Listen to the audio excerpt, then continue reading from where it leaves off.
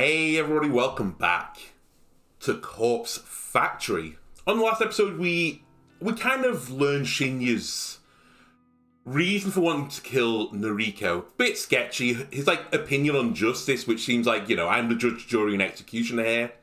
Very weird. He's decided to work with Aoi, who we now know is the head, or the herald, I suppose, in the Tokyo district.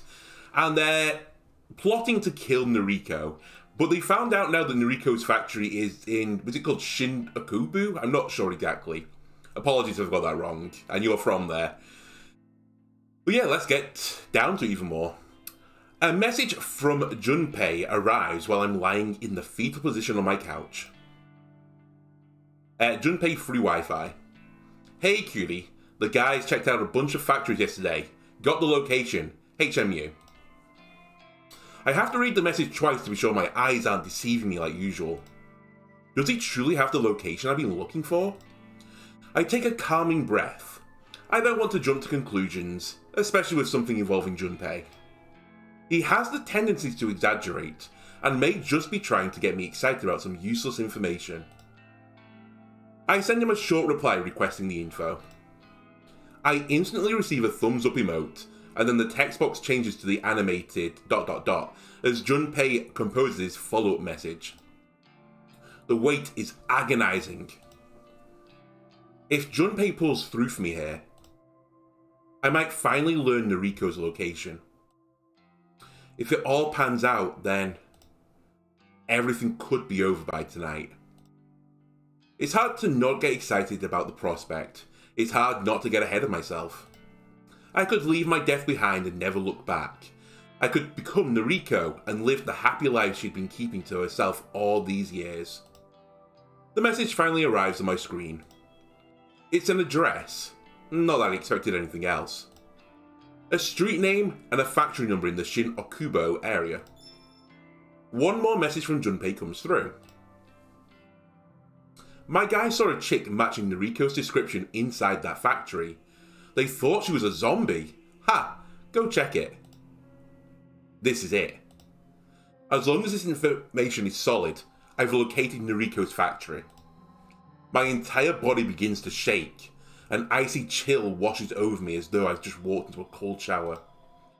It's a strange sensation for a dead girl to feel. Pain doesn't affect me, and yet, the cold is something I can never banish from my bones. No time to focus on that. I have to stay calm, need to concentrate and pull myself together.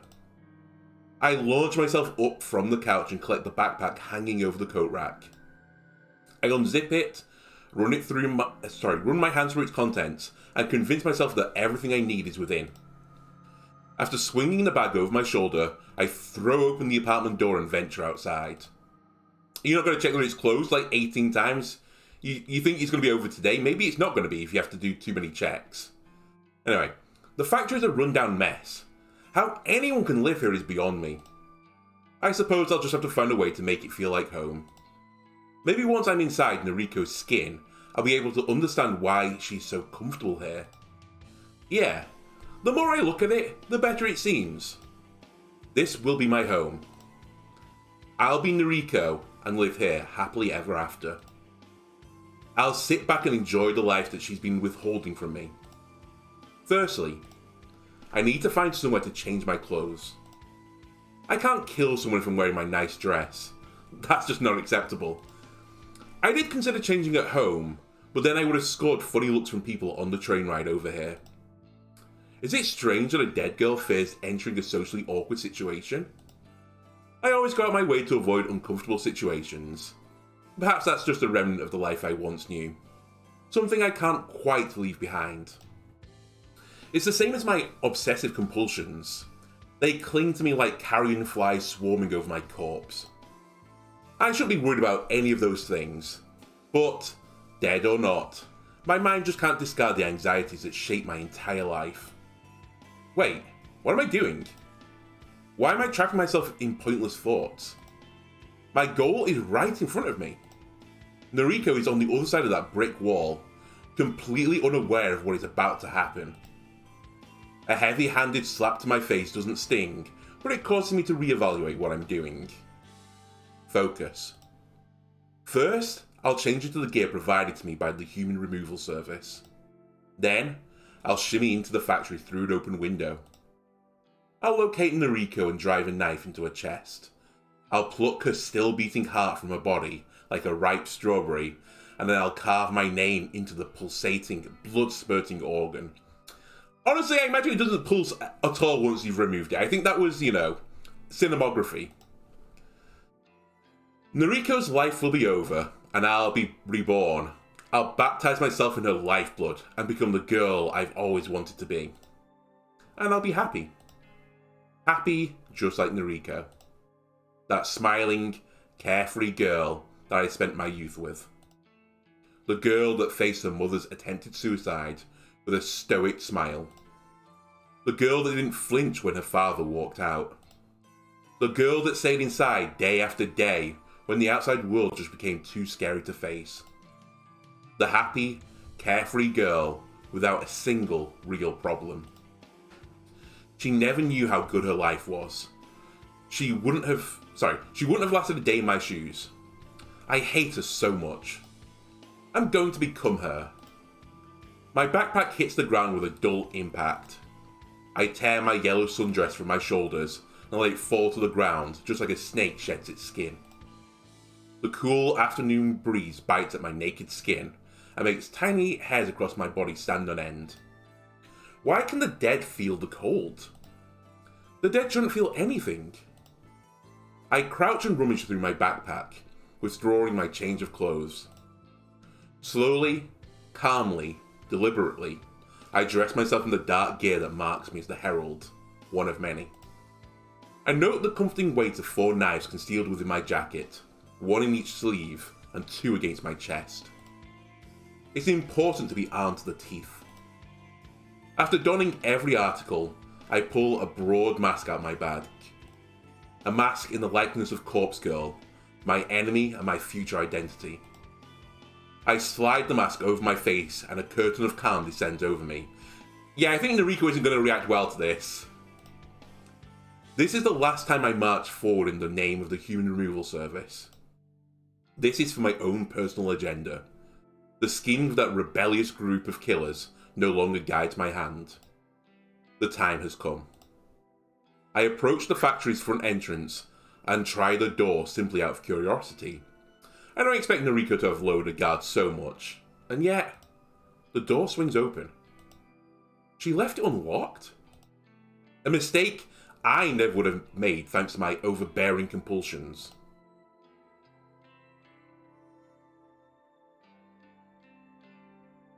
This place reeks of death. If I wasn't so accustomed to the smell, I'd probably vomit. So, dead girls vomit? The dull, steady hum of an air conditioner registers in my consciousness, but doesn't distract me from examining the surroundings.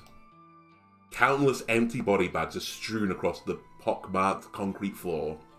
Some are stained with brown blood, and some are completely clean. A series of shelves, almost like warehouse racks, run along the walls and across the floor in haphazard patterns. Whoever planned this layout was out of their mind. However, this is home now. My home.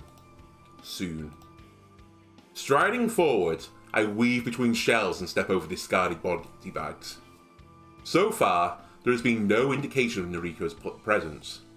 Still, I draw a knife from inside my sleeve so that it rests in the palm of my hand. The metal handle is cold. Cold. Why do I feel cold? The entire factory is like a freezer. How can Noriko live here? Hey. My torso twists in reaction to the monotone syllable. The quick movement sends a shooting pain across my chest. Pain? Pain? It's you. Okay, epic music. Hello, Harold. It took me a while, but I figured out what your mask is supposed to be. It's like an artistic representation of Corpse Girl, right? The Corpse Girl mascot that appears on my website. Noriko flashes the phone at me, and I glare at the website displayed. That's totally copyright infringement. Noriko rise up the power rankings. I don't know what to say to her. This isn't exactly how I imagined this encounter would play out. Why'd you fake Junpei Matsumoto's death? You know what I'm talking about, right? That time we met in the underground parking lot. You planted a look-alike corpse to fool us into thinking Junpei had died. Total corpse girl move, by the way. Guess you stole that strategy from me too. I sense a lawsuit. She steps forward with a hand outstretched. I instinctively lash out with my knife and slash her wrist. But her hand comes to rest on my shoulder, the tiny nick from my inaccurate blade not even prompting a spurt of blood. Ouch! That stung a little. Yep, she's fully got insane.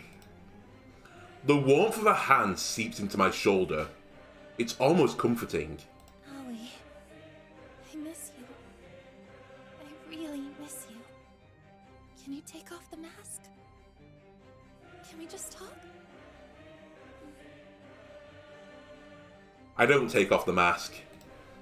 I don't know why I'm standing here listening to her. I don't know why her presence and her reassuring hand has caused me to lower my guard.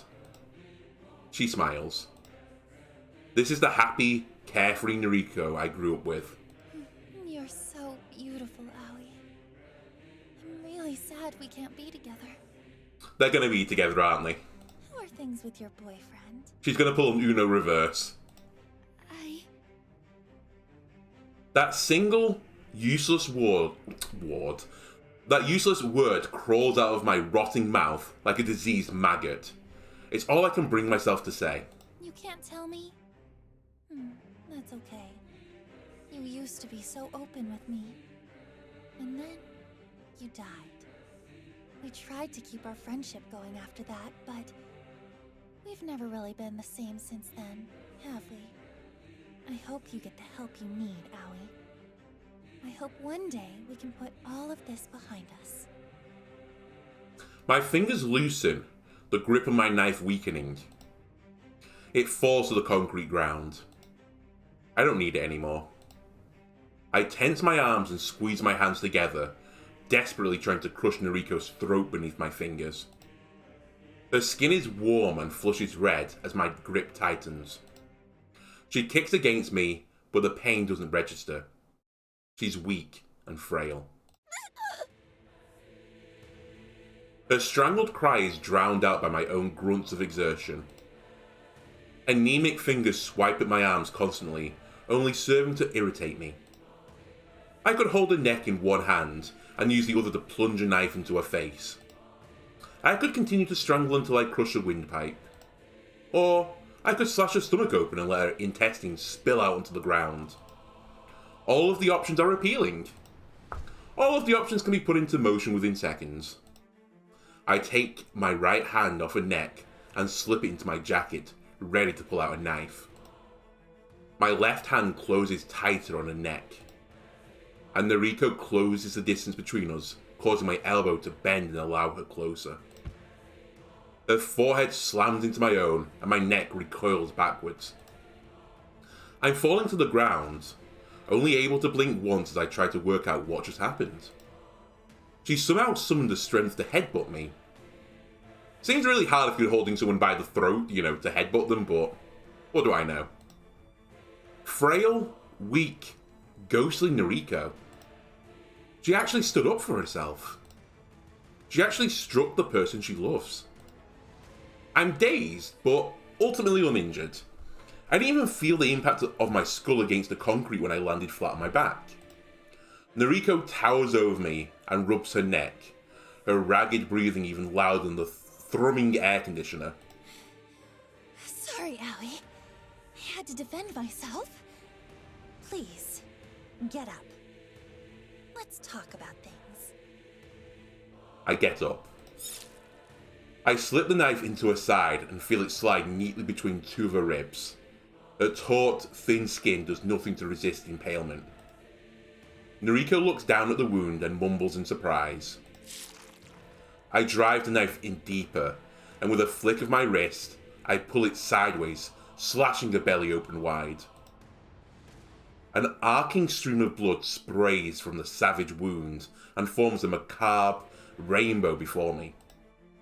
Noriko coughs and gags as she frantically tries to stem the tide of blood with her hands. Damn it! Corpse Girl will... She falls to her knees. Get it. Her empty threat falls with her, and her face slams into the concrete. Noriko Kurosawa is dead. Using the very same knife that slashed her open, I cut along the seams of my jacket and skirt. I strip myself down with the blade until I'm standing cold and naked in the factory. It doesn't take long to strip Noriko down as well, but I'm extra careful with her clothes, and I don't use the knife this time. I simply pull her dress up and over her until it slides free from her motionless body. I hold the dress up against me, letting it press against my own form. I look down and admire the sight of myself, imagining what I'll look like when I wear it. I can finally become Noriko. I can wear her clothes, live in her factory, talk to her friends, work at her office. I can do all the things that she loved to do, all the things that made her happy. I slip the dress over my head and force my arms through the sleeves.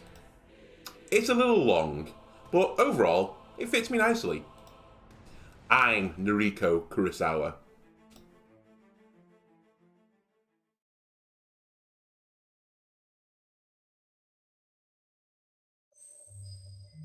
Oh, that takes us to the final act, Noriko Kurosawa.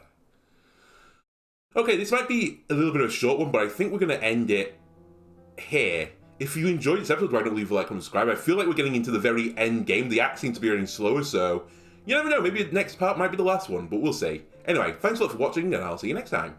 Goodbye.